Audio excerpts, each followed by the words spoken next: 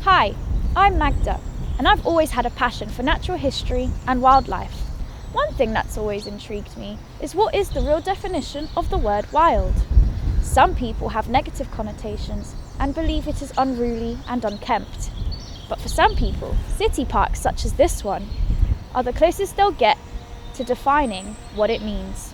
So you can imagine how much this intrigue grew when I read an online article that talked about a massive rewilding project up in the Highlands of Scotland.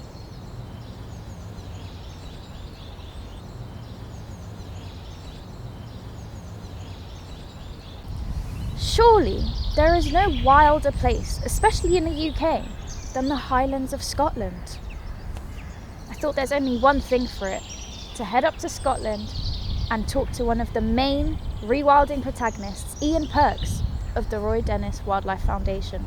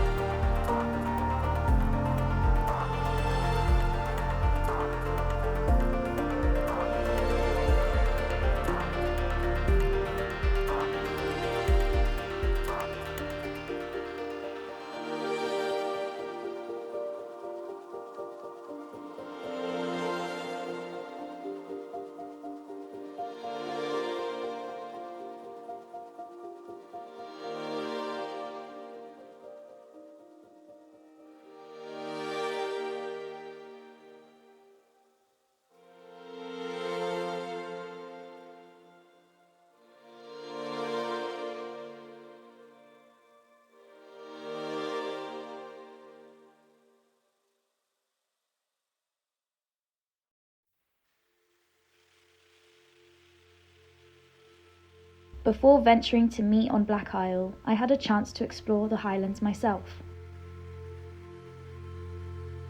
And for every imagined expectation of what Scotland is, I really felt that this was absolutely the case. For every shortbread tin I ever opened, for every Scottish spring water, for every feature film or documentary I've ever seen, this is what I expected, and I wasn't disappointed.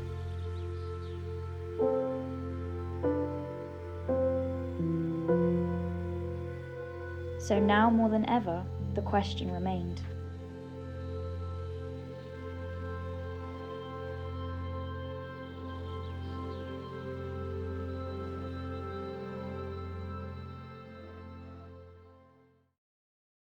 So, rewilding.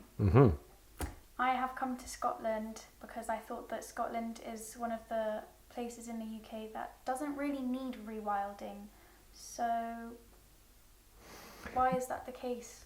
Well, you might think that on the face of it, to say Scotland's a wild and remote and rugged place, and it is in many respects. You've been up here a few days already. Can you show me where you've been and what you've seen so far? Sure. Well, the first place I went to was the Scottish, what you would assume is the stereotypical Scottish Highlands. Okay, so that's interesting, Magda. What you're showing me there is typical managed grouse moorland in Scotland. And looking at that video, you can see there's no trees. There's nothing really but very short managed heather. And that is very typical of a large part of the Highlands.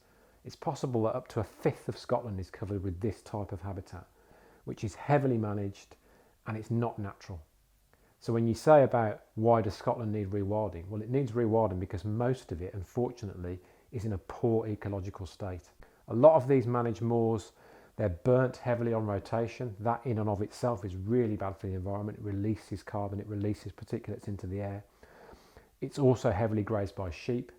Those sheep and deer to an extent will reduce and remove any regeneration. And the whole point of these places is to remove as much large-scale vegetation as possible to have a blanket of uniform heather. They want heather for grouse, that's what grouse feed on, and then the grouse are reared to be shot for sport. It's quite lucrative, it can make people lots of money, but ecologically it's incredibly destructive. Well, it's funny that you mentioned patches, because when I was taking a walk through some of the moorland yesterday, I realised that some areas appeared burnt, and I did see some evidence of some new saplings. So what you're seeing here and what you're showing me is again classic evidence of managed habitat. And what you've seen there is that where the heather isn't burnt, the trees start to grow. And not only pine is the kind of backbone of the Caledonian forest, but what happens normally in these processes is you get, first of all, you get pioneer species, and that's birch. And actually that is a birch there that you're looking at. Now birch is a tree that produces very small wind dispersed seeds, and they can blow across distances, and they tend to be the pioneer species. It's the first tree that comes in when ground is disturbed, and it's allowed to grow. The trees are allowed to grow. So what you're seeing there is evidence of suppressed desire for these trees to grow. It keeps constantly being suppressed by humans, either burnt or grazed or whatever, and the trees just can't grow. But when you stop, when you take your foot off that pressure, the trees will grow. In Scotland, there are far too many deer, and that is where you would start first. So you have to control, and that means kill, deer. So, knowing all of this, what can be done to help the rewilding process along? That's a really good question. I've told you a lot there about what's wrong, what's not been going well. The next question, what you've just asked, is how do you fix it? How do you put it right? And that's where ecological restoration and rewilding comes in. In fact, Magda, the best thing for us to do probably is just to go out and see some of this stuff. Let's go and see a couple of examples of large-scale rewilding in the field. Let's do it. In the midst of Storm Corey, Ian and I managed to get out into the wild, where what I saw was quite a revelation. The next day, we went back to Black Isle to talk about our discoveries. So, we had a good day yesterday. We went out and saw some things. It was pretty blustery, pretty wet, pretty wild. Yeah. But it's probably a good idea. Why don't we just remind ourselves what it was we saw yesterday? Yeah, let's take a look. We saw this forest edge with a huge expanding tree line. So these big mature trees casting their seed down onto this open ground. And there was this huge burst of regeneration. And the reason that was happening is because that location where we were, there are virtually no deer. The deer have been removed. And it's been managed very, very well to allow these trees to grow. So what we saw was absolutely rewilding in action, allowing these seed trees to cast that seed down to make this new generation of trees that in time will grow up and create seeds themselves, and they will cast out further, and over these generations of trees growing, becoming cone rich and seeding, you will see this forest grow.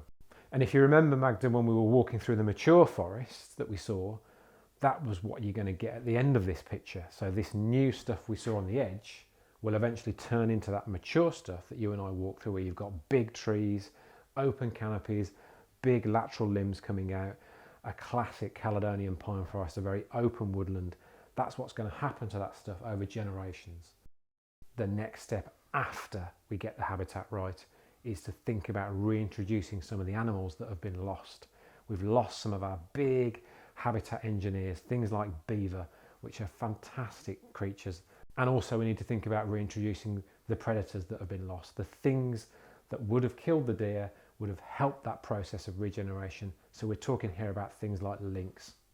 What we really want is we want these animals back. We want these predators back to control the deer numbers rather than us having to do it.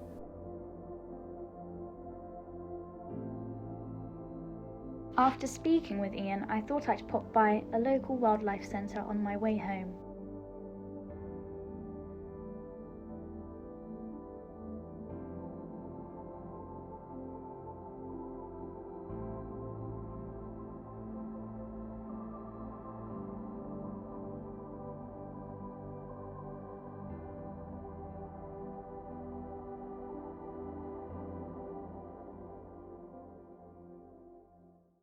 From what we've seen, aspects such as tree connectivity will take a lot of time, patience and dedication.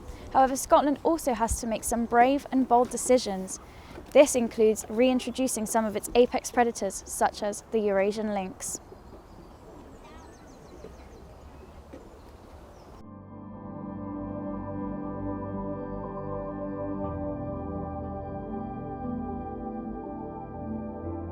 So, from everything that we have just seen up in the Highlands of Scotland, we can take away that naturalists and ecologists look at the word wild as an ecologically rich habitat that manages itself.